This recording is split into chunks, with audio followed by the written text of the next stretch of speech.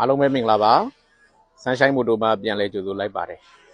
ကန်တာရုပ်ဆိုးမေးထားတဲ့ကျွန်တော်ရဲ့မိတ်ဆွေများအတွက်မော်ဒယ်မြင့်ဘိန်းရှယ်လေးတစ်စီးရောက်ထားပါတယ်ကန်တာရုပ်ဆိုး2020မော်ဒယ်ဘိန်းလေးဖြစ်ပါတယ်ရုပ်ထွက်လေးကတော့မြင်တဲ့အတိုင်းပါပဲတော်တော်လေးကိုတန့်ပါတယ်ရှစ်တာယာ80ရာခိုင်နှုန်းလောက်ကျန်ပါမယ်အင်ဂျင်စီယိုစိမ့်မရှိပါဘူးအင်ဂျင်လုံးဝငြိမ်ပါမယ်စက်တက်မီးလိုင်းတွေအကုန်ကောင်းပါတယ်ကာဘာဆေးသားလေးတွေအပွန်စင်အကွဲပြဲမှာပါတော့ပါပဲနောက်တာယာ60ရာခိုင်နှုန်းလောက်ကျန်ပါမယ် chain sprocket တွေလည်းကျန်ပါသေးတယ်နောက်ဖောက်တွေကောင်းတယ်နော်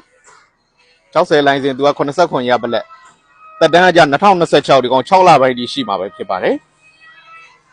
ကန်တာရုပ်ဆိုးလေးပါအိဇောလေးတော့မှားမယ်နော်ရှာရန်အိဇောလေးဖြစ်နေပါဒီဘိန်းလေးကိုကျွန်တော်ရောင်းချပေးမယ်ဈေးနှုန်းကတော့18သိန်း8000ဖြစ်ပါတယ်53ဘီလန်133ကြားမန္တလေးစက်မှု1 Sunshine Moto မှာလာရောက်ကြည့်ရှုဝယ်ယူအားပေးနိုင်ပါတယ်အားလုံးကိုကျေးဇူးတင်ပါတယ်